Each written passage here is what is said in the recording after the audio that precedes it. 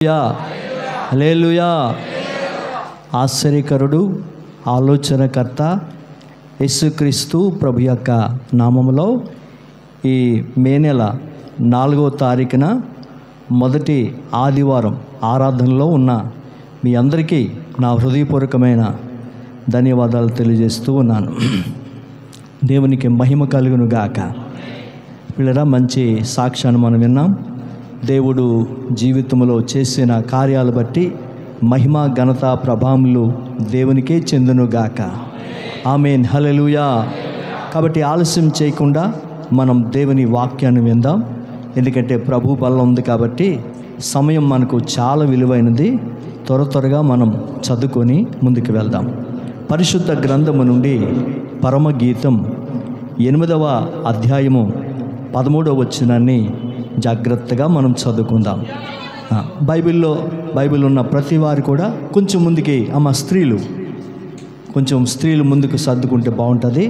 ఎందుకంటే బల్ల కాబట్టి చాలామంది వస్తారు కాబట్టి సర్దుకుందాం. స్త్రీలు ముందుకి, కొంచెం ముందున్నవారు ముందుకు వస్తే ఆ వెనుకున్నవారు ముందుకు వస్తారు. సర్దుకుందాం. రావాలి. కదిలినట్టు ఉన్నారు కానీ కదలలేదు. రావాలి. అలాగా ఓకే, చాలా రావాలి. అది చాలా సంతోషం. ఇంకా ఓకే, అది.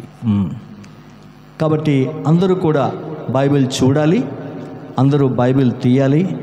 దేవుని వాక్యం మనకు చాలా విలువైనది. దేవుని వాక్యం చాలా స్పష్టంగా దేవుడు మనతో మాట్లాడుతున్నప్పుడు జాగ్రత్తగా ఆయన వాక్యం విందాం. అందరికీ అర్థమయ్యే రీతిలో పరిశుద్ధాత్మ దేవుడు మనందరికీ బోధించునుగాక. ఆమేన్. హల్లెలూయా. కాబట్టి ఈ పరమగీతం 8వ అధ్యాయము 13వ వచనాన్ని ఒక్కసారి మనం చదువుకుందాం. ఉద్యానవనములలో పెంచబడిన దాన, నీ చెలికత్తెలు నీ స్వరము వినగోరుదురు, నన్నును దానిని విననిమ్ము. ప్రియులారా, బాగా గమనించండి. ఈ పరమగీతం 8వ అధ్యాయము 13వ వచనాన్ని మనం జాగ్రత్తగా చదివితే ఇక్కడ ప్రియుడు మాట్లాడుతూ ఉన్నాడు. ఎవరు మాట్లాడుతున్నారు? ప్రియుడు అంటే యేసుక్రీస్తు ప్రభుల వారు మాట్లాడుతున్నారు. ప్రియుడు అనగానే మనకు ఎవరు గుర్తు రావాలి? యేసు ప్రభుల వారు గుర్తు రావాలి. ఎందుకంటే ఆయన లాంటి మంచి ప్రియుడు ప్రపంచంలో ఎక్కడ దొరకడు. ఎందుకో తెలుసా? మనల్ని ప్రేమించడానికి ఆయన ప్రాణాన్నే పణంగా పెట్టేస్తారు.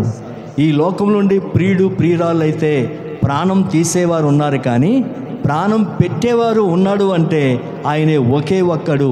ఆయనే యేసుక్రీస్తు ప్రభువై ఉన్నాడు. హల్లెలూయా. బిగ్గరగా చప్పట్లు కొడదాం. హల్లెలూయా, హల్లెలూయా, హల్లెలూయా, హల్లెలూయా, హల్లెలూయా. అంత గొప్ప దేవుడు యేసుక్రీస్తు ప్రభువై ఉన్నాడు. ఆయన మనల్ని ప్రేమించడానికి ఏం చేశాడంటే తన ప్రాణాన్నే మన కోసం పెట్టేశాడు. ప్రాణానికి నిర్వచనం రక్తం, రక్తానికి నిర్వచనం ప్రాణం. ఆఖరి రక్తపు బొట్టు వరకు కూడా గొల్గతా పర్వతం మీద సంపూర్ణంగా కార్చేశాడు. ఎందుకో తెలుసా? ఆ రక్తం చేత నీవు విమోచింపబడాలని, ఆ రక్తం చేత నేను విమోచింపబడాలని, ఆ రక్తం చేత ప్రజలందరూ కూడా విమోచింపబడాలని గొల్గతా పర్వతం మీద ఆఖరి రక్త బొట్టు వరకు కార్చేశాడు. హల్లెలూయా, హల్లెలూయా.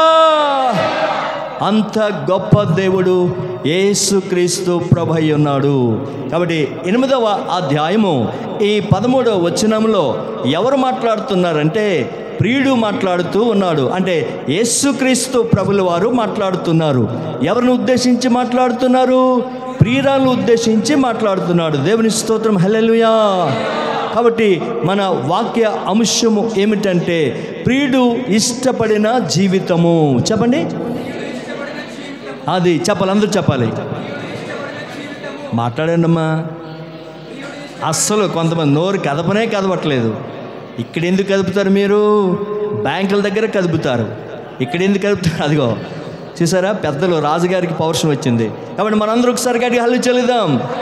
హల్లెలూయా. హల్లెలూయా. కాబట్టి వాక్య అంశం ఏమిటంటే ప్రియుడు ఇష్టపడిన జీవితము. ఎవరు ప్రియుడు? ఆ ప్రియుడికి మన జీవితం ఎలాగుండాలి? ఇష్టంగా ఉండాలి. మనం అనుకుంటాం, నాకు నచ్చిన వారికి నేను ఇష్టంగా ఉండాలి, నన్ను మెచ్చుకున్న వారికి నేను ఇష్టంగా ఉండాలి, నన్ను ఎవరైతే ఇష్టపడుతున్నారో వారికి నేను ఇష్టంగా ఉండాలి అనుకుంటాం. ఇది లోకం. మనుషులకి కొంతకాలం ఇష్టంగా ఉండొచ్చు, కొంతకాలం శత్రువులుగా ఉండొచ్చు. ఇది కానే కాదు, మనుషుల దృష్టిలో కాదు, యేసు క్రీస్తు ప్రభు దృష్టిలో మనం ఎలాగుండాలంటే ఇష్టపడిన జీవితంగా ఉండాలి. హల్లెలూయా. అయితే మనము ఇష్టపడిన జీవితం కలిగి ఉండాలంటే ఎలా ఉండాలి? ఇక్కడ ప్రియురాలు కూడా ప్రియుడైన యేసుక్రీస్తు ప్రభుల వారు ఇష్టపడిన జీవితం ఆమె జీవించింది. ఆమె జీవించిన విధానం బట్టి ఈరోజు మనము కూడా అలాగూ జీవించినట్లయితే మన ప్రాణ ప్రియుడైన యేసుక్రీస్తు ప్రభుల వారు మనను ఉన్నతంగా ఆశీర్వదించే దేవుడు. హల్లెలూయా, హల్లెలూయా. కాబట్టి వాక్య అంశం ఏమిటి? ప్రియుడు ఇష్టపడిన జీవితము. అంటే యేసు క్రీస్తు ప్రభుల వారు నిన్ను ఇష్టపడే జీవితం నీలో కనిపించాలి, నాలో ఇష్టపడిన జీవితం కనిపించాలి, మనలో ఇష్టపడిన జీవితం కనిపించాలి. అలా ఇష్టపడిన జీవితం కనిపించాలంటే నాలో ఏ రకమైన లక్షణాలు ఉండాలి, నాలో ఏ రకమైన గుణాలు ఉండాలి, నాలో ఏ రకమైన ఆ మంచి స్వభావాలు ఉండాలి అని మనం ఆలోచన చేస్తే నా నోటి మాటలు బట్టి కాదు, నా ఆలోచన బట్టి కాదు, నా దృష్టిని బట్టి కాదు, ఇక్కడ పరిశుద్ధ గ్రంథములో ఏమి రాయించాడో ఆ విధంగా మనం బోధించినట్లయితే మన బోధకు ఒక పరమార్థమైన సత్యం కనబడుతుంది. హల్లెలూయా. మరొకసారి ఆ వాక్యం చదువుకుందాం. పరమగీతం 8వ అధ్యాయము 13వ వచనాన్ని చదువుకుందాం. చదవండమ్మా. ఉద్యానవనములో పెంచబడిన దాన, నీ చెలికత్తెలు నీ స్వరము వినగోరుదురు, నన్నును విననిమ్ము. ఇక్కడ 3 విషయాలు చాలా ప్రాముఖ్యంగా కనిపిస్తున్నాయి. ఆ 3 విషయాలు ఏమిటో మీరు జాగ్రత్తగా వినగోరితే ఇక్కడ అర్థమయ్యే రీతిలో పరిశుద్ధాత్మ దేవుడు మనందరికీ బోధించునుగాక. ఆమేన్, హల్లెలూయా. కాబట్టి మొట్టమొదటిగా రాయబడిన మాట ఏమిటంటే ఉద్యానవనములో పెంచబడిన దానా అని బైబిల్లో రాయబడి ఉంది. ఉద్యానవనము అంటే చాలాసార్లు మనం చెప్పుకున్నాం. ఉద్యానవనం అంటే అనేక రకాలైన చెట్లు ఉంటాయి, అనేక రకాలైన పూల చెట్లు ఉంటాయి, రకరకాల ఫలవృక్షాలు ఉంటాయి, మంచి గడ్డి ఉంటుంది, చక్కటి వాతావరణం ఉంటుంది, ఆ భూమి అంతా సారంగా ఉంటుంది. అక్కడ అడుగుపెట్టిన వారందరూ కూడా ఆ వాతావరణానికి, అక్కడ ఉండే ఆక్సిజన్కి, అక్కడ ఉండే గాలికి, అక్కడ వచ్చే సువాసనకి చాలామంది ఆకర్షితులై చాలాసేపు ఉంటే బాగుంటుంది అని ఆ ఉద్యానవనంలో చాలామంది గంటలు అక్కడ నివాసం ఉండేవారు మనం చూస్తూ ఉన్నాం. ఉద్యానవనము ఏ విధంగా అయితే అనేకులకు ఆకర్షణంగా ఉంటుందో, అనేకులకు చూడడానికి అందంగా ఉంటుందో, అనేకులకు ఆకర్షణీయంగా ఉంటుందో, అదే రీతిగా ఆ ఉద్యానవనమే ఈ సంఘానికి సాదృశ్యము. హల్లెలూయా. కాబట్టి ఉద్యానవనం అంటే అర్థం ఏమిటి? సంఘము. కాబట్టి ఉద్యానవనములో పెంచబడిన దానా అంటే అర్థం ఏంటంటే నీవు నేను ఈరోజు ప్రియుడైన యేసు క్రీస్తు ప్రభుల వారికి మన జీవితం ఇష్టంగా ఉండాలంటే మొట్టమొదటిగా మనము సంఘములో పెరిగిన వారిగా ఉండాలి. చెప్పండి, చెప్పాలి. సంఘములో పెరిగిన వారిగా ఉండాలి. కాబట్టి మనము యేసయ్యకి మన జీవితం ఇష్టపడాలంటే, మనము ఇష్టంగా కనిపించాలంటే మొట్టమొదటిగా మనం ఎలా ఉండాలంటే సంఘములో అందరూ మాట్లాడాలి. సంఘములో పెరిగిన వారుగా ఉండాలి. సంఘములో పెరిగిన వారు ఏ లక్షణాలు కలిగి ఉంటారు? సంఘములో పెరిగిన వారు ఏ స్వభావాలు కలిగి ఉంటారు? సంఘములో పెరిగిన వారు ఎలాంటి జీవితం కలిగి ఉంటారు అని ఆలోచన వస్తే ఒక్కసారి అపోస్తుల కార్యాలు 2వ అధ్యాయము త్వరగా చదువుకుందాం. 41, 42 త్వరగా మనం చదువుకుందాం. చూడండి, అందరూ బైబిల్ చూడాలి. ఈ అపోస్తుల కార్యాలు 2వ అధ్యాయము 41, 42 మనం త్వరగా చదువుకుందామా. కాబట్టి అతని వాక్యము అంగీకరించిన వారు బాప్తిస్మం పొందిరి. ఆ దినమందు ఇంచుమించు 3,000 మంది చేర్చబడిరి. వీరు అపోస్తుల బోధ యందును, సహవాసమందును, రొట్టె విరిచుట యందును, ప్రార్థన చేయుట యందును ఎడతెగక ఉండిరి. ప్రియులరా, ఈ అపోస్తుల కార్యాలు 2వ అధ్యాయము 41, 42 మనం జాగ్రత్తగా చూస్తే ఇక్కడ పేతురు అక్కడ బోధిస్తున్నప్పుడు ఆయన బోధ విని అక్కడ చాలామంది రక్షణ పొందినట్లుగా, చాలామంది బాప్తిసం పొందినట్లుగా, చాలామంది మారుమనసు పొందినట్లుగా చూస్తున్నాం. ఆ దినమందు అపోస్తుల సంఘములో చేర్చబడిన వారు 3,000 మంది అని దేవుని వాక్యంలో రాయబడింది. ఎంతమంది చేర్చబడ్డారు? 3,000 మంది అపోస్తుల యొక్క సంఘములో చేర్చబడ్డారు. అయితే ఈ 3,000 మంది విశ్వాసులు కూడా ఎలాగో జీవించారంటే, ఎలాగో ఉన్నారంటే సంఘములో పెరిగిన వారుగా కనిపిస్తున్నారు. చెప్పండి, సంఘములో పెరిగిన వారుగా కనిపిస్తున్నారు. సంఘములో పెరిగిన వారుగా కనిపిస్తున్నారు. కాబట్టి అపోస్తుల సంఘములో ఎప్పుడైతే చేర్చబడ్డారో, అపోస్తుల సంఘములో ఎప్పుడైతే అక్కడికి వెళ్ళగలిగారో, ఆ సంఘములో ఆత్మీయంగా పెరిగిన వారు కాబట్టి, ఆ సంఘములో ఆత్మీయంగా జీవించిన వారు కాబట్టి, ఇక్కడ 42వ వచనంలో చూస్తే వారు ఏం కలిగి ఉన్నారంటే, మొట్టమొదటిగా అపోస్తుల బోధ, అంటే బోధలో వారు పెరిగారు. చూడండి, సంఘములో పెరిగిన వారు ఎలా ఉంటారంటే వాక్యానుసారంగా జీవిస్తారు. చెప్పండి, వాక్యానుసారంగా జీవిస్తారు. అపోస్తుల బోధ. రెండవది సహవాసము, అంటే సంఘముతో సహవాసం కలిగి ఉంటారు, ప్రార్థనతో సహవాసం కలిగి ఉంటారు. కాబట్టి రెండవది సహవాసము. మూడవది చూస్తే రొట్టె విరిచుట, అంటే ప్రతి నెల మొదటి ఆదివారము ఏమంటే మనం క్రమము తప్పకుండా ప్రభు యొక్క శరీరం, ప్రభు యొక్క రక్తం మనం తీసుకునే ఆ యొక్క ఆత్మీయ కార్యక్రమంలో మనం పాల్పొందులు పొందుకుంటాం. నాలుగవది చూస్తే ప్రార్థన. హల్లెలూయా. కాబట్టి సంఘములో పెరిగిన వారికి ఈ 4 లక్షణాలు ఉంటాయి. ఏ లక్షణాలు ఉంటాయి? ఒకటి, అపోస్తుల బోధ ప్రకారంగా జీవిస్తారు. రెండవది, సంఘంతో సహవాసం కలిగి ఉంటారు. మూడవది, రొట్టె విరుచుల్లో పాల్గొంటూ ఉంటారు. నాలుగవది, ప్రార్థన చేసే విషయంలో ఎడతెగక ఉంటారు. హల్లెలూయా. కాబట్టి సంఘంలో పెరిగిన వారు ఈ 4 లక్షణాలు కలిగి ఉంటారు. సంఘంలో పెరిగిన వారు ఎలాగ ఉంటారు? చెప్పాలి ఎలాగ ఉంటారు? వాళ్ళు వాక్యానుసారమైన జీవితం కనిపిస్తుంది. వారు సంఘముతో సహవాసం కలిగి ఉంటారు. తర్వాత రొట్టె విరుచు విషయంలో ఏమండి ఆ ఆత్మీయ కార్యక్రమాల్లో పాల్గొంటారు. తర్వాత ఏ సమస్య వచ్చినా, అది సంఘంలో సమస్య అయినా, అది వ్యక్తిగత సమస్య అయినా, అది కుటుంబ సమస్య అయినా, వారు ఏం చేస్తారంటే ప్రార్థన చేస్తారు. మెయిన్ హల్లెలూయా, హల్లెలూయా. కాబట్టి దేవుడు నచ్చిన జీవితం, దేవుడు ఇష్టపడిన జీవితం మనలో కనిపించాలంటే మొట్టమొదటిగా ఈ 4 లక్షణాలు మనలో ఉండాలి. చెప్పండి, ఈ 4 లక్షణాలు ఉండాలి. కాబట్టి ఎవరైతే సంఘములో ఆత్మీయంగా పెరుగుతారో ఈ 4 లక్షణాలు వారిలో కనిపిస్తాయి.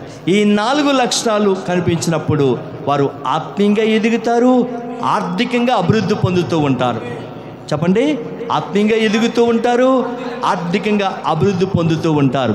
దయచేసి బాగా గమనించండి. ప్రభువు రక్షించుకొనిది నిన్ను పేదవాడిగా ఉంచడానికి కాదు. ప్రభువు రక్షించుకొనిది నిన్ను లేమి స్థితిలో ఉంచడానికి కాదు. ప్రభువు రక్షించుకొనిది నీకు ఏమీ లేకుండా చేయడానికి కాదు. ప్రభుని రక్షించుకున్నాడంటే నిన్ను ఆత్మీయంగా, ఆర్థికంగా ఆశీర్వదించాలనే ప్రభు నిన్ను ఎన్నిక చేసుకున్నాడు. ఈ గొప్ప రక్షణ ప్రభు ఇచ్చాడు. కాబట్టి మహిమ, ఘనత, ప్రభావములు దేవునికే చెందునుగాక. ఆమేన్. హల్లెలూయా, హల్లెలూయా, హల్లెలూయా. కాబట్టి వాక్యంగా మనం పెరుగుతున్నప్పుడు, ఆత్మీయంగా మనం పెరుగుతున్నప్పుడు, దైవికమైన లక్షణాలు కలిగి మనం జీవిస్తున్నప్పుడు మన జీవితము యేసుక్రీస్తు ప్రభుల వారికి ఎలా ఉంటుంది? ఇష్టంగా ఉంటుంది. దేవునికి స్తోత్రం. హల్లెలూయా. నిద్రపోయే వారందరూ గట్టిగా హల్లెలూయా, హల్లెలూయా. అక్కడక్కడ ఇలాగంటున్నారు కొంతమంది. ఏమండి, ఒక ఆయనకి బాప్తిసం ఇవ్వడానికి సముద్రంలోనికి తీసుకెళ్ళాడు పాస్టర్ గారు సముద్రంలో తీసుకెళ్తే ఆ తల మీద చేసి ఇలా ముంచుతూ ఉంటే ఈ కుడి చెయ్యి ఇలా ఎత్తుంచాడట. ఏం చేశాడు ఆయన? కుడి చేయిలాగా ఎత్తి ఉంచాడట. అప్పుడు పాస్టర్ గారు అన్నారు, బాబు నీ కుడి చేయి ఎత్తుతున్నావు?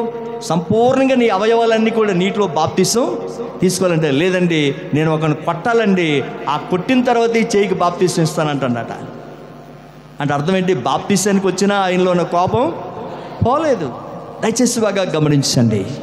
ఈరోజు మన జీవితాల్లో చిన్న చిన్న బలహీనతలు బట్టే దేవుడిచ్చే ఆశీర్వాదాన్ని కోల్పోతున్నావు తెలుసా? లేకపోతే ఈ స్థితి నీకు ఇలా ఉండదు, ఈ పరిస్థితిలో నీ ఉండవు, కన్నీరు కార్చే జీవితంలో నీకు ఉండవు, చాలీ బ్రతుకు నువ్వు బ్రతకవు. ఎందుకంటే దేవుడు ఉన్నతంగా ఎప్పుడో నిన్ను చేయాలనుకున్నాడు. కానీ నీలో ఆ చిన్న బలహీనతలు బట్టే దేవుని ఆశీర్వాదం నీ దగ్గరికి వచ్చి ఆగిపోయింది. పరిశుద్ధాత్మ దేవుడు ప్రేరేపణ కలిగిస్తున్నాడు. మనకంటే గొప్పవారా? ఈరోజు గొప్పవారు ఏమంటే దేవుని నమ్మిన వారు ఎంతోమంది ఆశీర్వదింపబడిన వారు, ఎంతోమంది దీవించబడిన వారు.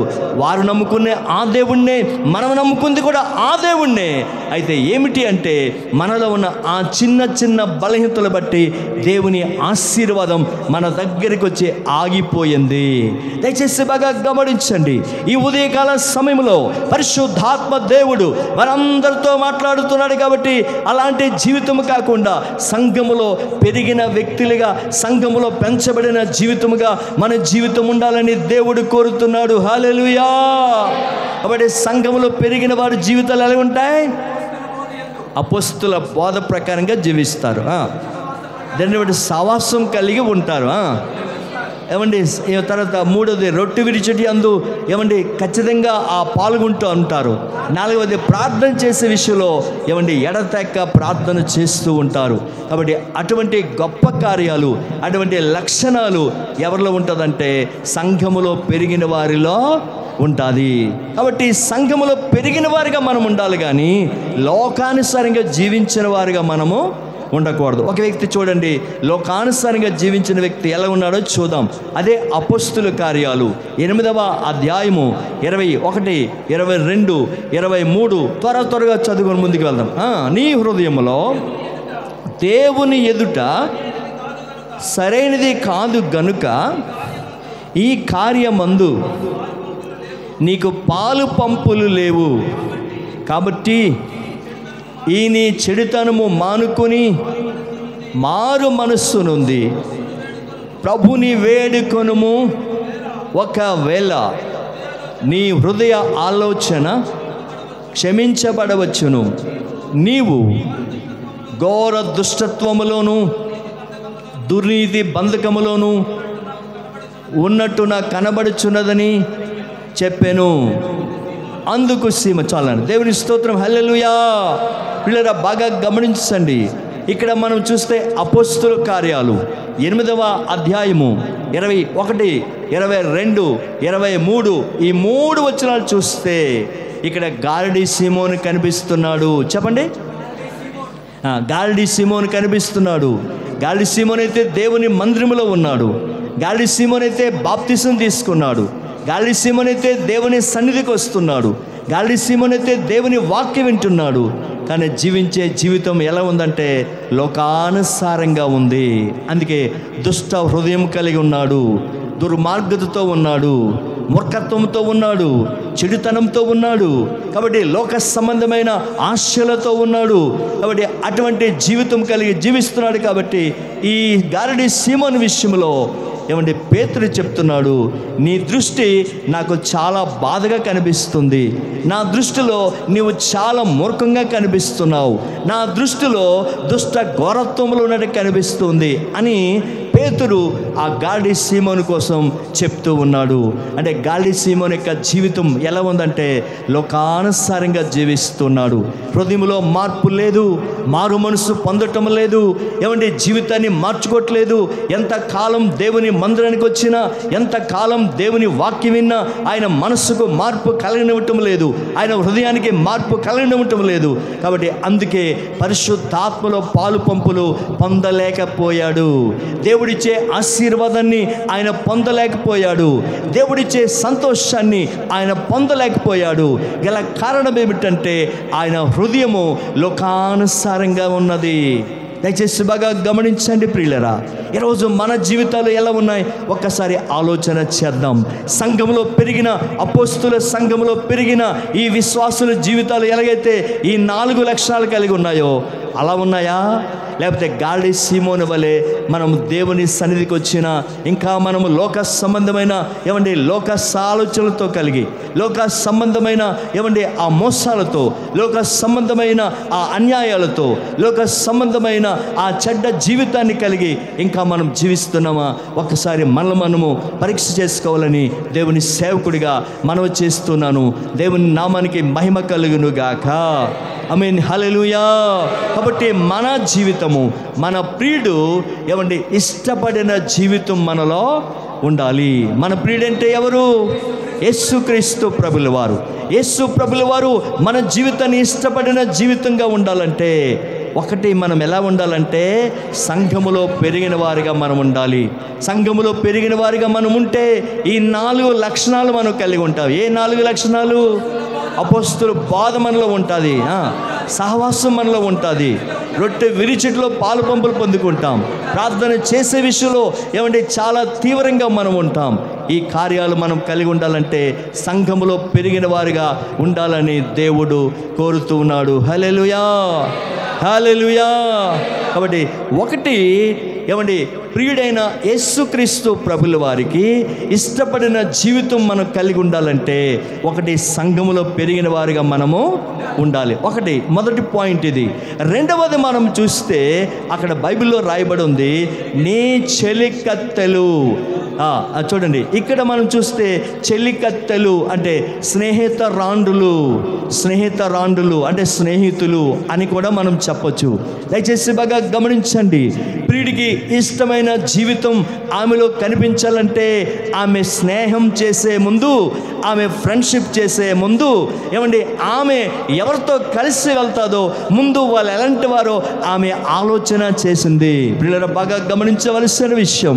ఎందుకంటే పరిశుద్ధ గ్రంథములో యెరూషలేము కుమార్తెలు ఉన్నారు, షూలమతికి ఎంతోమంది కన్యకలు ఉన్నారు, ఎంతోమంది స్నేహితురాండ్రులు ఉన్నారు, ఎంతోమంది కనిపించిన కన్యకలు ఉన్నారు, బబులోను కుమార్తెలు ఉన్నారు, సియోను కుమార్తెలు ఉన్నారు, యెరూషలేము కుమార్తెలు ఉన్నారు, ఎంతోమంది తన కళ్ళకు కనిపించిన స్నేహితురాండ్రులు చాలా మంది ఉన్నారు. అయితే ఎవరు పడితే వారితో ఆమె స్నేహము చేయలేదు. హల్లెలూయా. దయచేసి బాగా గమనించండి. ఇదిగో ఇక్కడ షూలమతి ప్రియుడికి ఇష్టపడిన జీవితం జీవించాలంటే రెండవది ఏం చేసిందంటే ఆత్మీయులతో సహవాసము. చెప్పండి, ఆత్మీయులతో సహవాసము. ఇక్కడ షూలమతి కూడా ఎవరు పడితే వారితో స్నేహం చేయలేదు, ఎవరు పడితే వారితో కలిసి జీవించలేదు, ఎవరు పడితే వారితో కలిసి వెళ్ళిపోలేదు. ఎందుకంటే ఆ షూనేం పట్టణములో ఎంతోమంది స్త్రీలు ఉన్నారు. ఎవరున్నారు? బబులోను స్త్రీలు ఉన్నారు, సియోను స్త్రీలు ఉన్నారు, యెరూషలేము స్త్రీలు ఉన్నారు, చాలామంది కన్యకలు ఉన్నారు.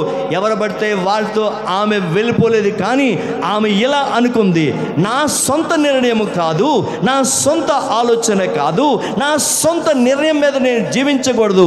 నా ప్రియుడికి ఇష్టమైన జీవితం నాలో ఉండాలంటే నేను ఎలాంటి వారితో స్నేహం చేయాలో తెలుసా, నేను ఎలాంటి వారితో ఫ్రెండ్షిప్ చేయాలో తెలుసా, ఆత్మీయులతో నేను సహవాసం చేయాలి. హల్లెలూయా. కాబట్టి యూత్ వారు కావచ్చు, స్త్రీలు కావచ్చు, పురుషులు కావచ్చు, పెద్దవారు కావచ్చు, ఎవరైనా సరే ఈ కడవరి దినాల్లో నీ ఆత్మీయ జీవితం అభివృద్ధిలోకి రావాలంటే నీ ఆత్మీయత కలిగిన వారితో నీవు సహవాసము చేయాలి. దేవునికి స్తోత్రం. హల్లెలూయా, హల్లెలూయా. మందు త్రాగిన వారితో సహవాసం చేస్తే ఏమవుతుంది? కొంతకాలాన్ని మనం కూడా త్రాగిన వాళ్ళు అయిపోతాం. అలాంటి వారితో మనం స్నేహం చేయకూడదు ప్రియులరా. వ్యసనాల్లో ఉన్న వారితో స్నేహం చేయకూడదు. ఎందుకంటే ప్రత్యేకమైన జీవితం నీలో ఉంది. ఎందుకంటే నిన్ను విడిపించడానికి, నిన్ను కొనడానికి, నిన్ను రక్షించడానికి యేసుక్రీస్తు ప్రభుల వారు అమూల్యమైన రక్తాన్ని నీ కోసం ధారపోశాడు. నువ్వు చాలా విలువైన వ్యక్తివి. నీ విలువ నీకు తెలీదు, నీ మహిమ నీకు తెలీదు, నీ గొప్పతనం నీకు తెలీదు. కానీ చిన్న చిన్న బలహీనతలు బట్టి నీ విలువ నీవే తీసివేసుకుంటున్నావు. ఒకసారి బాగా గమనించండి. గిద్యోను అనే వ్యక్తి గానుగ చోటున గోధుమలు దుల్లగొట్టుకుంటున్నాడు. యెహోవా దూత ప్రత్యక్షమయ్యాడు. ప్రత్యక్షమైన తర్వాత, ఓ పరాక్రమం కలిగిన బలార్జుడా, ఎందుకు గానుగ చోట ఉన్నావంటే, ఆ పరాక్రమం నాలో ఉందని తెలీదు, ఆ మహిమ నాలో ఉందని తెలీదు, ఆ పవిత్రత నాలో ఉందని తెలీదు అని ఏమని మిథ్యానీయులకు భయపడిపోయి ఆ గోధుమ చాటున, ఆ గానుగ చాటున గోధుమలను ఏం చేస్తున్నాడు? దొల్లగొడుతున్నాడు. దూత వచ్చే చెప్తే కానీ ఆయన మహిమేంటి ఆయనకి అర్థం అవ్వలేదు. దూత వచ్చి చెప్తే కానీ ఆయన పరిశుద్ధత ఆయనకి అర్థం అవ్వలేదు. దూత వచ్చి చెప్తే కానీ ఆయన బలం ఎంత ఉందో ఆయనకి అర్థం కాలేదు. దయచేసి బాగా గమనించండి. నువ్వు మామూలు మెక్స్తివి కాదు, నువ్వు మామూలు ఆర్డినరీ పర్సన్ కాదు. దేవుడు నీలో మహిమ ఉంచాడు, నీలో శక్తి ఉంచాడు. నువ్వు ప్రార్థన చేస్తే అనేక మంది జీవితాలు మార్చబడతాయి. నువ్వు ప్రార్థన చేస్తే అనేక మంది జీవితాలకి స్వస్థత కలుగుతుంది. నువ్వు ప్రార్థన చేస్తే అనేక ఆత్మలు రక్షింపబడతాయి. అటువంటి వ్యక్తిగా దేవుడిని చేస్తాడు. నాటే 100%. నువ్వు సాధారణ వ్యక్తివి కాదు. Glory, hallelujah, hallelujah, hallelujah, hallelujah, హల్లెలూయా. ఇప్పుడే పరిశుద్ధాత్మ దేవుడు, అదిగో దేవుని మహిమ వస్తుంది, దేవుని మేఘం వస్తుంది, దేవుని అభిషేకం వస్తుంది, దేవుని ఆత్మ వస్తుంది. అనేక మందిని దేవుడు తాకబోతున్నాడు.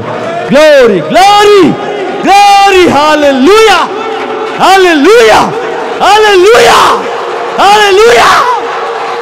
Glory, Jesus, Jesus, Jesus, Jesus, Jesus. Glory, hallelujah, hallelujah, hallelujah. కాబట్టి ప్రియులరా, మన శక్తి ఏమిటో మనకు తెలియదు, మన బలం ఏంటో మనకు తెలియదు. గిద్యోను వలె అనేకులకు భయపడిపోయి, ఆ గానుగ చెట్టున భయపడిపోయి మనం దాక్కుంటున్నాం. కానీ దేవుని దూత అంటుంది, ఓ గిద్యోను, నువ్వు బల పరాక్రమం కలిగిన వ్యక్తివి, నీలో పరాక్రమం ఉంది, నీలో బలం ఉంది, నీలో శక్తి ఉంది అని ఆ దూత గిద్యోనుతో చెప్తూ ఉంది. అదే రీతిగా దేవుడు మనలో బలముంచాడు, మనలో శక్తి ఉంచాడు, మనలో ప్రభావం ఉంచాడు. కాబట్టి మంచి ఉదయకాల సమయంలో దేవుని సన్నిధిలో ఉన్న మనమందరం కూడా దేవుని శక్తి పొందుకొని దేవుని కొరకు జీవిద్దాం. కాబట్టి ఆమె, ఆ షోలమతి, ఆమె ఆత్మీయులతో చూడండి. కాబట్టి ఎలాంటి ఆత్మీయులు అని మనం చూస్తే ఒకసారి న్యాయాధిపతులు త్వరగా చదువుకుందాం. 11వ అధ్యాయము 37-38 చదువుకుందాం. మరియు ఆమె నా కొరకు చేయవలసినదేమనగా 2 నెలల వరకు నన్ను విడువము, నేనును నా చెలికత్తులను పోయి కొండల మీద ఉండి నా కన్యత్వమును గూర్చి ప్రలాపించదనని తండ్రితో చెప్పగా, అతడి పొమ్మని చెప్పి 2 నెలల వరకు ఆమె పోనిచ్చెను గనుక ఆమె తన చెలికత్తెలతో కూడా పోయి కొండల మీద తన కన్యత్వమును గూర్చి ప్రలాపించెను. పిల్లరా, ఈ న్యాయాధిపతులు 11వ అధ్యాయము 37-38 మనం చదివితే ఇక్కడ ఏం రాయబడిందంటే, యొప్తా కుమార్తె, యొప్తా అంటే న్యాయాధిపతి, ఆ న్యాయాధిపతికి ఒకే ఒక ఏకైక పుత్రిక ఉంది. కుమారులు కానీ ఇక కుమార్తెలు కానీ ఎవరు లేరు. ఏకైక పుత్రిక, ఒకే ఒక కుమార్తె. అయితే ఆ కుమార్తె యవ్వన కాలంలో ఉంది. చెప్పడానికి చాలా అందమైనది, చాలా ఎత్తైనది, చాలా తెల్లగా ఉంటుంది. చెప్పడానికి ఎన్నెన్నో గొప్పతనాలు ఆమెలో ఉన్నాయి. అయితే ఆమె ఒకే ఒక కుమార్తె తను జీవిస్తూ ఉంది. యొప్తా ఏం చేశాడంటే, తను యుద్ధానికి వెళ్ళాడు.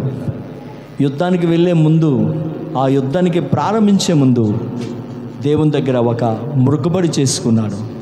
ప్రభువా, నా చేతికి ఈ శత్రువులందరినీ నాకు అప్పగిస్తే, నా ఇంటి ద్వారము నుండి ఏదైతే వస్తుందో దాన్ని దహన బలిగాను సమాధాన బలిగాను నేను నీకు అర్పిస్తాను ప్రభు అని యెఫ్తా దేవుని దగ్గర మొక్కుబడి చేసుకున్నాడు. తను మొక్కుబడి చేసుకున్నట్లుగా దేవుడు ఆ మొక్కుబడి విన్నాడు, యెఫ్తాకి సహాయం చేశాడు.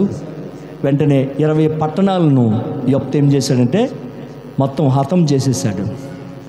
హతం చేసేసి తిరిగి విద్యోత్సాహంతో యెఫ్తా తన ఇంటికి వస్తున్నాడు. తండ్రి వస్తున్నాడనే ఆనందంతో కుమార్తె ఏం చేసిందంటే ఏమండి డప్పులతోనూ సంబరాలతోనూ పూలతోనూ రకరకాల ఆభరణాలతోనూ తండ్రికి స్వాగతం పలకడానికి ఆమె అనేక మంది జనులు తీసుకొచ్చి ఆ ఇంటి ముఖద్వారములో నుండి తండ్రిని ఎదుర్కొంది. ఎప్పుడైతే తండ్రి ఈ కుమార్తెను చూశాడు ఒక్కసారి కృంగిపోయాడు. ఎందుకంటే అయ్యో ప్రభువా, నేను నీకు మాట ఇచ్చాను, ఇప్పుడు నా కుమార్తె ఎదురుగా వచ్చింది, నా కుమార్తెని నేను దహన బలిగా ఇవ్వాలి అని చాలా కృంగిపోయాడు. కానీ కుమార్తె ఏమందో తెలుసా? తండ్రి, నువ్వు దేవునికి మాట ఇచ్చావా? ఏం బాధపడకు, ఎందుకంటే దేవుడు గొప్పవాడు, ఆయన కొరకు నేను జీవిస్తాను అని చెప్పి నాకు 2 నెలలు గడువు ఇవ్వని చెప్పి తన స్నేహితులు ఎలాంటి వారంటే ఆమెతో కూడా ప్రార్థించేవారు. చెప్పండి, చూడండి, యవ్వన కాలంలో కొండ మీదికి వెళ్ళి 2 నెలలు ప్రార్థించారంటే ఎంత త్యాగం, ఎంత ప్రతిష్టత, ఎంత తీర్మానం. యవ్వన కాలంలో ఆ విధంగా జీవించడం, యవ్వన కాలంలో ప్రార్థన చేయడం, యవ్వన కాలంలో దేవునితో ఏకాంతంగా గడపడం, అది ఎవరు చేస్తారు? నిజంగా ఎవరు చేయలేరు కూడా పని. కానీ యెఫ్తా కుమార్తె తన స్నేహితులు ఎలాంటి వారంటే ప్రార్థనాపరులు. చెప్పండి, ప్రార్థనాపరులు. వారు స్నేహితులు కూడా ప్రార్థనాపరులే కాబట్టి ఈమె కూడా ప్రార్థన జీవితంలో ఎదుగుతూ వచ్చింది. 2 నెలలు కొండ మీదకి వెళ్ళి కన్యత్వం కోసం, కన్యత్వం అంటే యవ్వన కాలంలో పవిత్రత కలిగింది అని అర్థం అన్నమాట. కాబట్టి కన్యత్వం అంటే యవ్వన కాలంలో పవిత్రత కలిగింది.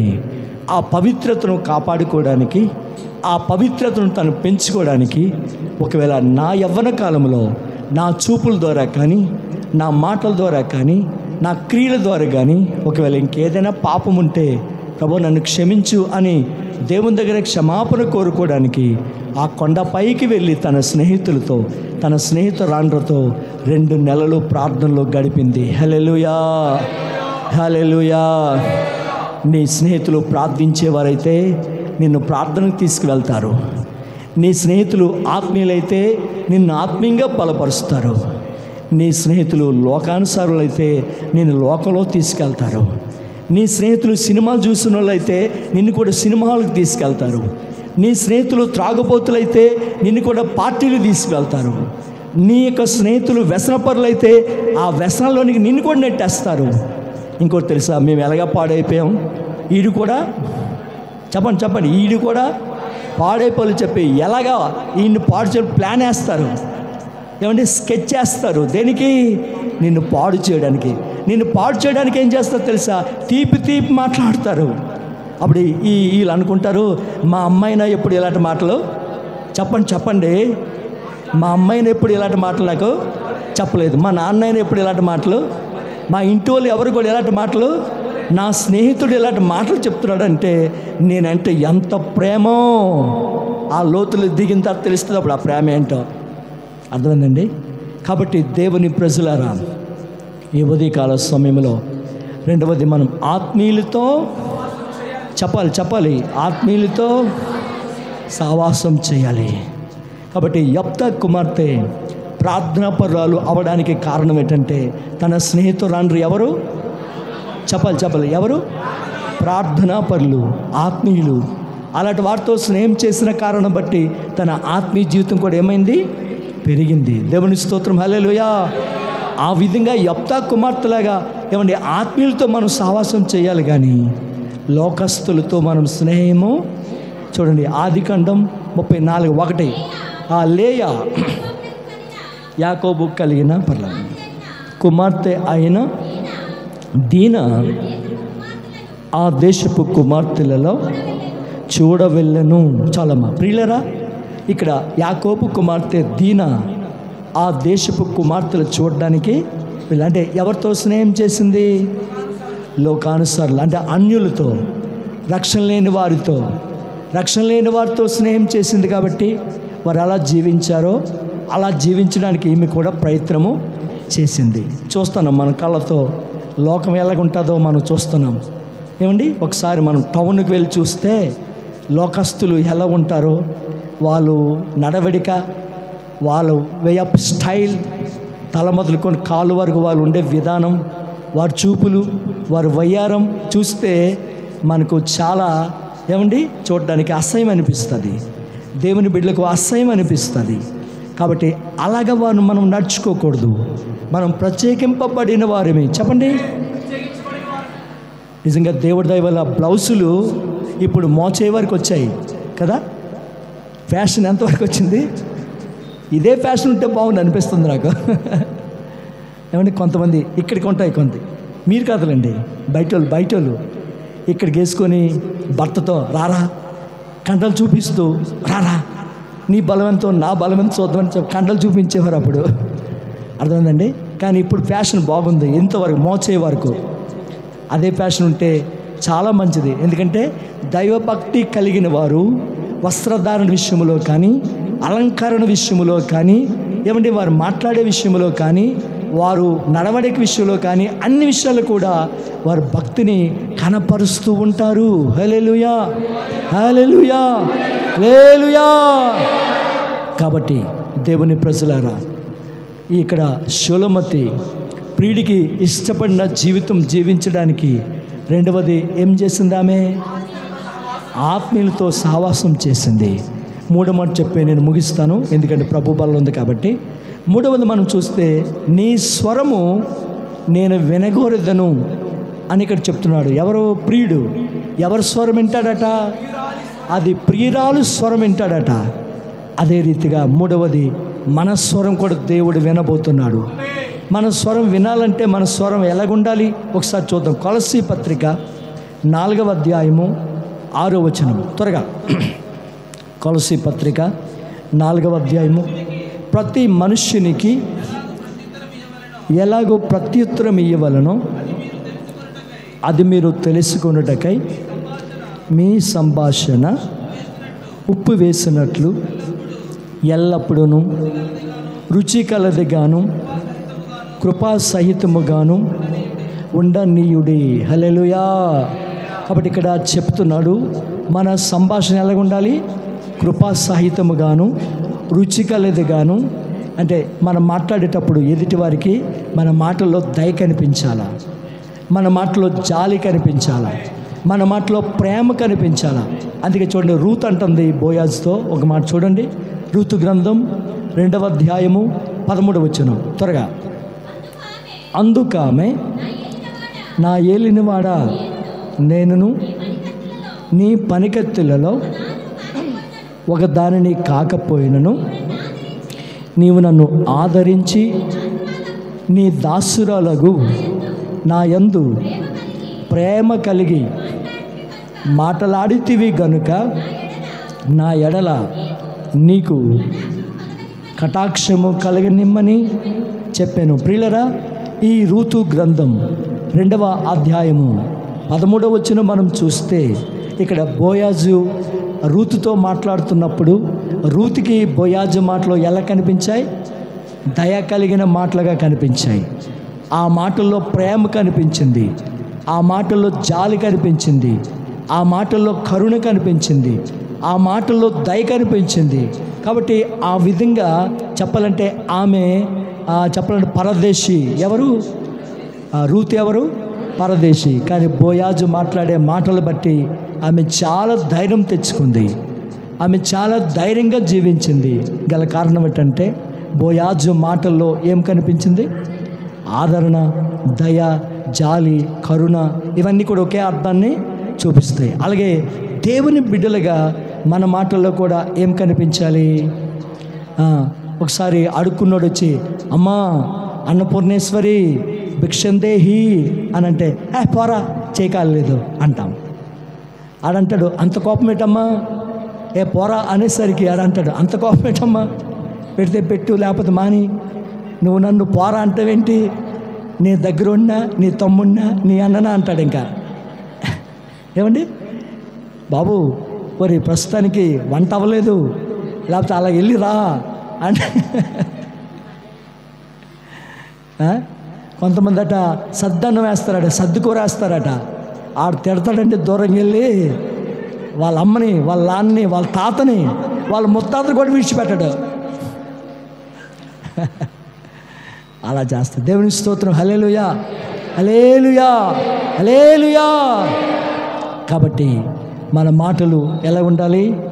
మన మాటలో కృపాసహితంగాను, మన మాటల్లో దయ కనిపించేగాను, మన మాటలో జాలి కనిపించేగాను అలాగుంటే ఎదుటి వారికి మనం ఏం చేస్తాం? ధైర్యాన్ని కలిగిస్తాం. ఉదాహరణకి పేషెంట్ డాక్టర్ దగ్గరికి వెళ్ళేటప్పుడు డాక్టర్ గారు తెలుసు చచ్చిపోతాడని, కానీ ఏమంటాడు? బాబు నీకేం కాదు, నీకేం కాదు, ఈ మందులు వాడేసే, నీకేం కాదు, ఈ మందులు వాడేసి అనేసరికి ఒకరోజు చచ్చిపోవలసిన వాడు 4 రోజులు బతుకుతాడు.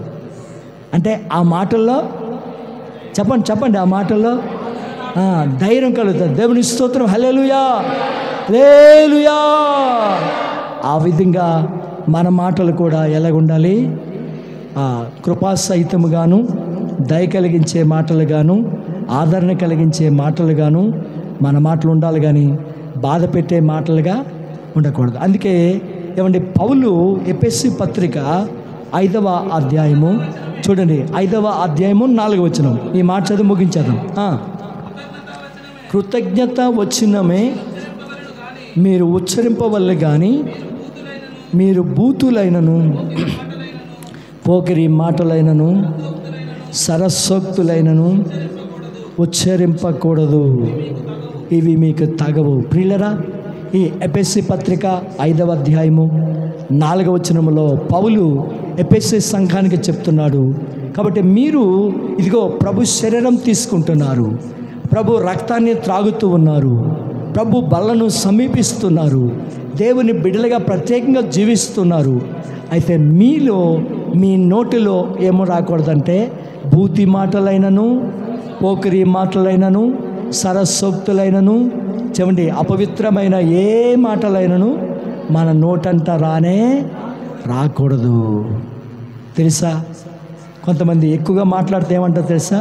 మాట్లాడకండి, మీ ఎనర్జీ వేస్ట్ అంటారు. అంటే ఎనర్జీ అంటే ఏంటి? శక్తి. అలాగే నువ్వు బూతులు మాట్లాడితే, నువ్వు సరస్వక్తులు మాట్లాడితే శక్తి కాదు, అభిషేకం కోల్పోతావు. అమ్మా సహోదరుడా, సహోదరి, అభిషేకం నిన్ను దేవుడు పరిశుద్ధాత్మతో అభిషేకించాడు. ఆ అభిషేకం నీ మీద ఉంటే నిన్ను దయ్యాలు చూసి పారిపోతాయి, నీలో ఉన్న అభిషేకాన్ని చూసి దురాత్మలు పారిపోతాయి. చిల్లంగులు, చేతబడులు, కనురూపులు ఏవి కూడా నేనేం చేయలేవు. కారణం గట్టి చెప్పాలి, నీ మీద ఉన్న అభిషేకము. ఇంకోటి తెలుసా, చిల్లంగోడికి నీ మీద అభిషేకం ఉంటే చిల్లంగోడికి చూసి భయపడతాడు, నీలో అగ్ని కనిపిస్తుంది. ఎందుకంటే నీలో అభిషేకం ఉంటుంది కాబట్టి వాడు కూడా పెట్టడానికి భయపడిపోతాడు. అటువంటి అభిషేకం కనిపిస్తుంది కాబట్టి. కానీ నువ్వు మాట్లాడే బూతులు బట్టి, నువ్వు మాట్లాడే పోకిరి మాటలు బట్టి, చెడ్డ మాటలు బట్టి నీలో ఉన్న అభిషేకము కోల్పోతావు. అభిషేకం కోల్పోతే ఇక ఏమీ కూడా. చూడండి, ఆ ఎలీషా శిష్యుడు చెట్టు నరకడానికి గొడ్డలు పట్టుకెళ్ళాడు. ఆ గొడ్డలు ఊడి ఏమైపోయింది? నదిలో పడిపోయింది. చేతిలో ఏముంది? ఒట్టి కర్ర మాత్రం ఉంది, గొడ్డలు మాత్రం పడిపోయింది. ఒట్టి కర్రతో ఏం చేస్తున్నాడు? చెట్టు కొడతానికి పడుతుందా? అలాగా అభిషేకం పోతే ఒట్టి ప్రార్థనలు మనం చేస్తాం, నాలో శక్తి ఉందనుకుంటాం. కానీ అభిషేకం పోయింది కాబట్టి ఆ శక్తి అనేది మనకు రాదు. దేవుని స్తోత్రం. హల్లెలూయా, హల్లెలూయా. కాబట్టి ఈ ఉదయకాల సమయంలో మన వాక్య అంశం ఏమిటి? ప్రియుడు ఇష్టపడిన జీవితం. కాబట్టి ఒకటి, మన ప్రియుడైన యేసు ప్రభుల వారు మన జీవితాన్ని ఇష్టపడాలంటే ఒకటి, మనం సంఘములో పెరిగిన వారిగా మనము ఉండాలి. 2, ఆత్మీయులతో సహవాసం చేయాలి. 3, మన మాటల్లో కృపాసహితముగాను, ఏమండి, మన మాటలో దయ, మన మాటలో జాలి, మన మాటల్లో కరుణ, ఇవన్నీ కూడా కనిపించవు. ఒక మాటలో చెప్పాలంటే కృపాసహితముగా మన మాటలు ఉండాలి. అలా ఉన్నప్పుడు మనము ఈ ప్రియుడైన యేసు ప్రభుకి ఎలాగ ఉంటాం? ఇష్టంగా ఉంటాం. మనం ఇష్టంగా ఉంటే మనం ఏది కావాలని అడిగినా ప్రభు మనకు అది ఇస్తాడు. ఇష్టపడే వారికి దేవుడు ఏది అడిగినా ఇస్తాడు. కాబట్టి ముందు నువ్వు అడిగే ముందు ప్రభు నేను నీకు ఇష్టంగా ఉండాలి, ఈ లక్షణాలు నాలో దయచే ప్రభు అని ప్రభుని అడుగుదాం. కళ్ళు మూసుకుందాం, ప్రార్థన చేసుకుందాం. ఎవరైతే ప్రభు బల కోసం సిద్ధపడి వచ్చారో, ఎవరైతే బాప్తిసం తీసుకొని ప్రభు బల కొరకు సిద్ధపడి వచ్చారో, దయచేసి వారు మెల్లగా లేచి నిలబడినట్లయితే ఈ సమయమందు మనం ప్రభు యొక్క శరీరాన్ని, ప్రభు రక్తాన్ని మనం తీసుకుందాం.